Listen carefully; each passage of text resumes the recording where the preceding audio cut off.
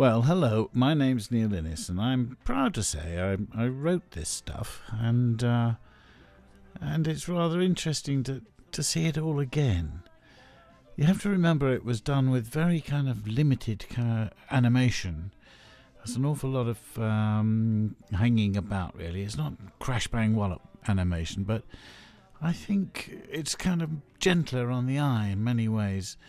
And I think if you look carefully above the roof there of Grimes' Soft Toys, one of the clouds looks rather like...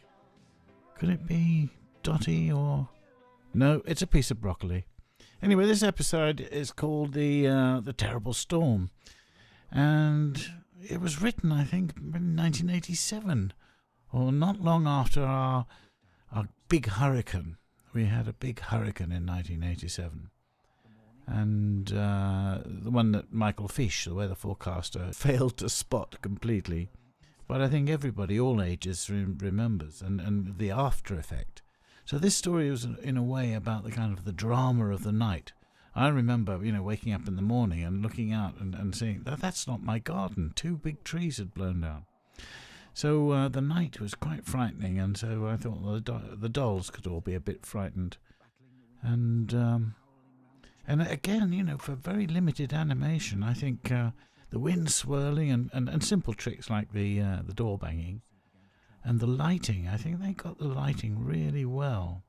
The wind's going to blow away the whole factory in a minute.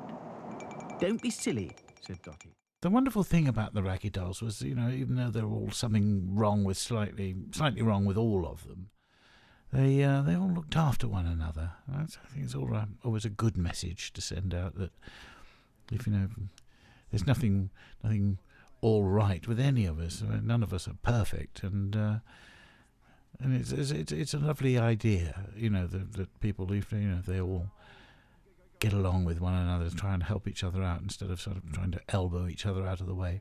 So that was a rather nice message, that the Raggy Dolls had. But Back to Front was interrupted by another scrape and crash. And then another. Yes, again, I remember the tiles coming off the roof, my roof. Exclaimed Claude. Quel mauvais temps. I've always wondered why Claude was there, in a way. Maybe that's something Melvin Jacobson can only understand, but a French doll, but it's quite nice. There's another thing about behind-the-scenes sort of in-jokes, as it were. Mr. Grimes, when he... I think he appears sooner or later. Or has he appeared? Did his umbrella blow inside out? Yes, I think it must have done. There was a buzzing noise, and all the lights flickered and grew dim.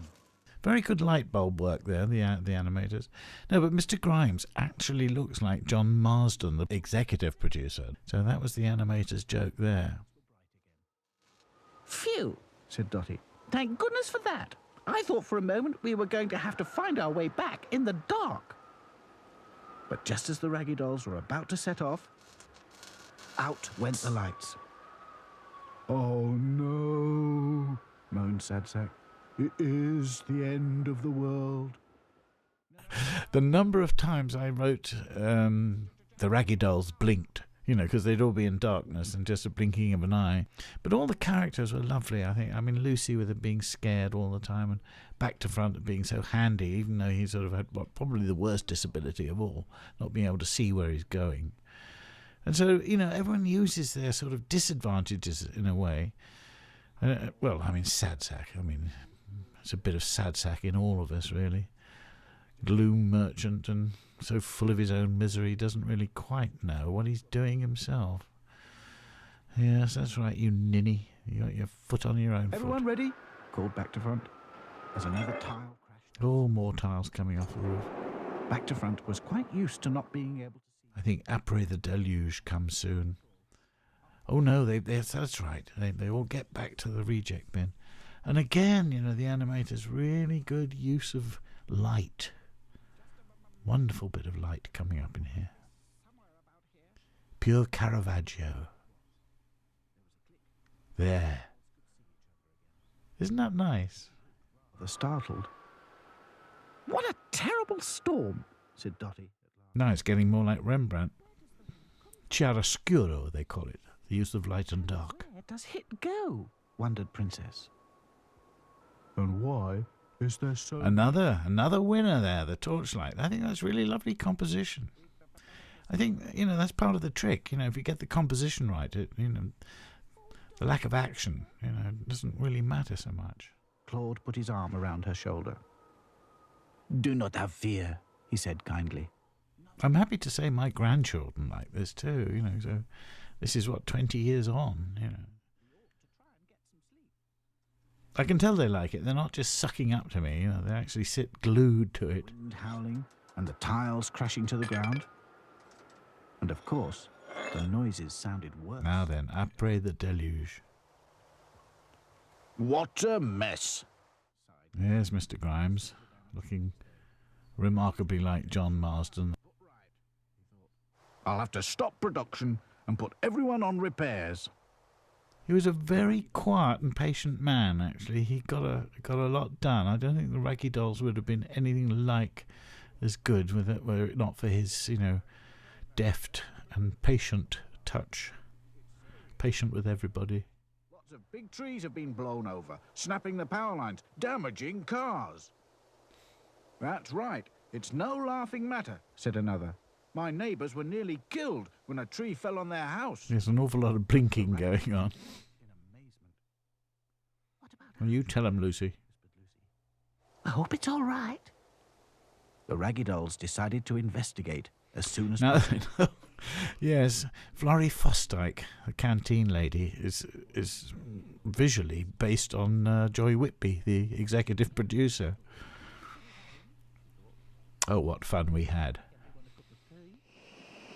She put on a headscarf and set off to find Mr. Grimes. If only I'd thought of wearing a headscarf yesterday, she muttered. Then I wouldn't have lost my favourite hat. That was an important plot line there. Now see if you can spot the plot. Oh, I do hope it hasn't been blown down by the It storm. looks remarkably sort of Bavarian here. Although, no, to be fair, it could be Derbyshire. I am keeping, how you say, my fingers crossed. At last they got to the treehouse. It was still standing. Because it's all relative. It's a wonderfully big tree, but they are very small.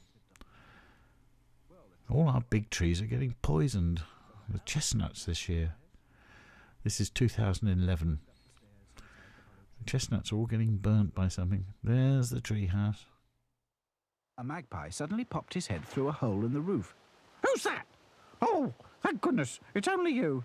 Oh, what a terrible night. I've had quite enough nasty surprises, thank you. Quite enough. The magpie featured in a different episode. I rather like him as a character. Or her, doesn't really matter. Didn't think about that. Said the magpie, looking around nervously. That's a nice touch. Yes. Point of view. It was funny shaped, with horrible colours, said the magpie. Said Lucy. Where is it now? I'll show you, said the bird. And there, high up on a... Yes, the hat could have looked a bit more colourful, I think, but there you are, budgets. What do you think, Sadsack? I'd rather listen to the story. Suit yourself. She'll be glad to get her hat back. I wonder if she can remember how she lost it, said Back to Front. Well, I can, and I hope we never, ever, ever... The thing about the Raggy Dolls is they all had to have a beginning, a middle, and an end. Some stories I'd have liked to have lasted a bit longer, but this one's probably just about right. I hope you enjoy the rest of the series, and if you watched them as a child, I hope you stick them in front of any other children you know. It's not a bad message. Everyone looking after one another. This is Neil Innes saying, look after one another, and bye for now. Raggy doll, raggy doll, raggy doll, raggy doll, made him perfectly.